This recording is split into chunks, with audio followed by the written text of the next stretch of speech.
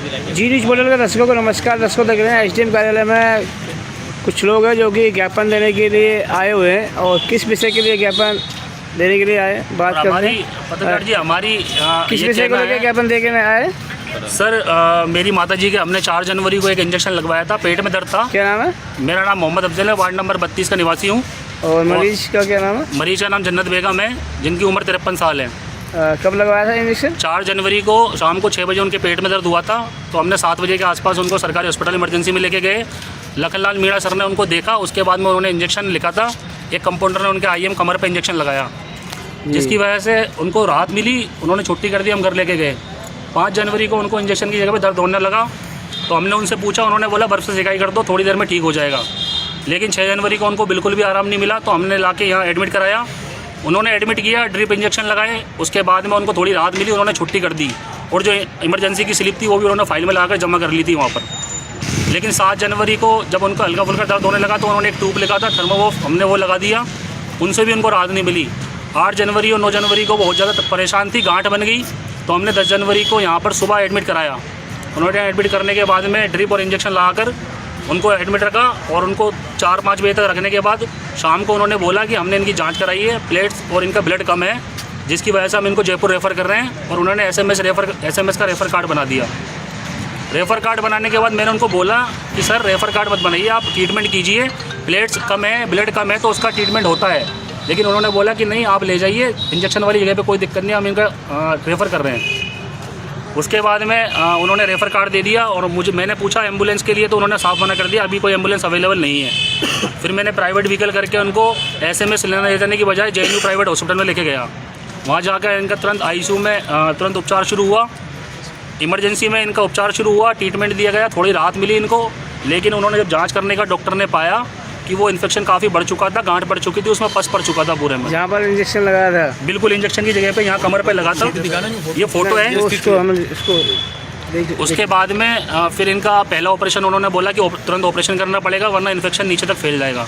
तो उन्होंने ऑपरेशन किया। पहला ऑपरेशन करने के बाद 4 से 5 दिन उनकी ड्रेसिंग हुई, लेकिन वो इन्फेक्शन ज़्यादा बढ़ चुका था, पस नीचे तक फैल चुकी थी। उसकी वजह से उनका दूसरा ऑपरेशन करना पड़ा।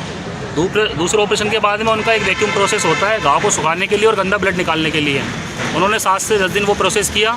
घाव पूरी तरीके से सूखने के बाद उन्होंने अभी शनिवार को 31 जनवरी को वो स्किन लेके और उनकी सर्जरी की है, स्किन फ्लैप लगाया है यहाँ पर। तो अभी मरीज़ की हालत भी गंभीर है, खतरे से खाली नहीं है, और अभी भी उनका इमरजेंसी और ICU के अंदर इलाज चल रहा है। जयपुरी चल रहा है, जयपुरी JNU के अंदर चल रहा है। आज हमें 1 महीने से ज़्यादा हो चुका है, वही प्राइवेट हॉस्पिटल में उनका इलाज। किसको ज्ञापन देने के लिए आए हो आप यहाँ? अभी हम उप जिला कलेक्टर को ज्ञापन देने, हम SDM साहब को ज्ञापन देने आए हैं।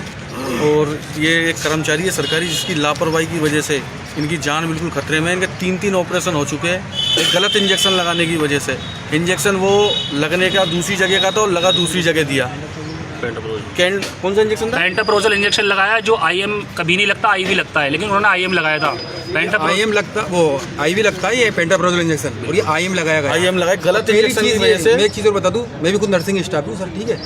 और क्या है कि इमरजेंसी के अंदर कोई पेशेंट आता है ना, तो क्या इनको जल्दबाजी होती है। ये क्या करते हैं, क्या है असल में कि आया पेशेंट, लिटाया, पेन को ढीला करा और इंजेक्शन लगा दिया। ये चेक नहीं करते कि कहाँ मसल से कहाँ हड्डी है। इनको तो बस खाली इंजेक्शन लगा, तोड़ा इंजेक्शन लगाया, फटाफट लगा दिया, ठीक है। और वहाँ पर ऐसा भी नहीं है कि अनुभव वाले हैं नर्सिंग स्टाफ, लेकिन इनकी जरा सी लापरवाही किसी की जान ले सकती है, ठीक है। पैर भी खत्म हो सकता था, पूरे पैर के अंदर भी इन्फेक्शन हो सकता है, कुछ भी हो सकता है, यानी तो ये लापरवाही है। जिस इंजेक्शन को अपन IV लगाते हैं, उसको इन्होंने सबसे बड़ी गलती करी, IM लगा दिया। वो IV ही लगता है, IM नहीं लगता। और सर इसके बाद भी हमने कोतवाली थाने में शिकायत करवा दी है, वहाँ भी हम FIR देकर ऑनलाइन रिपोर्ट कर ली है। मैं CMO को भी ज्ञापन दे चुका हूँ। CMO को हम जाके देखे, PMO और CMO के नाम से भी हमने सरकारी हॉस्पिटल में दे दिया है। ये रिसीविंग है उनकी, ये सरकारी हॉस्पिटल हमने थाने में जाकर रिपोर्ट दर्ज करवा दी है, वहाँ से ऑनलाइन मुझे ये रिपोर्ट दे दी है उन्होंने। इसके अलावा हम यहाँ SDM साहब को ज्ञापन देना है। मरीज की कंडीशन सर मैं बताता हूँ आपको फ़ोटो के माध्यम से, डे बाई डे मैं आपको दिखाना चाहता हूँ। ये कंडीशन है, फेसबुक को हम घाव पे दिखा नहीं सकते। ठीक है। तो सर हमारे ये पार्षद साहब बताइए कि हमारी यही मांग है। हमारा तो यही निवेदन है, हम SDM साहब को ज्ञापन देने आए हैं, और ज्ञापन दे के साहब से अनुरोध करेंगे साहब उसके जैसे कर्मचारी ने ये गलती करी है उसके खिलाफ कार्रवाई हो सख्त से सख्त। और हमारी तरफ से 7 दिन का उनको टाइम है, अगर 7 दिन के अंदर कार्रवाई होती है और हमारे साथ न्याय होता है तो तो हम संतुष्ट हैं, नहीं वरना हम रोडों को जाम करेंगे। उनकी जान बिल्कुल खतरे में है, वो लेडीज़ बिल्कुल, ये मान लो स्थिति बहुत ज़्यादा ख़राब है। 3 बार उनके ऑपरेशन हो चुके हैं। जयपुर इलाज चल रहा है, जयपुर जेएनयू हॉस्पिटल में भर्ती है। तो हमें एसडीएम साहब को ज्ञापन देना है। हमारे शहर के मालिक है एसडीएम साहब, शासन प्रशासन से अपील करते हैं कि उसके खिलाफ सख्त से सख्त कार्रवाई होनी चाहिए। आपका नाम? मेरा नाम आकिब खान, मैं वार्ड नंबर 32 से पार्षद हूँ, नगर परिषद से नेता प्रतिपक्ष हूँ। ठीक है, थैंक यू। बहुत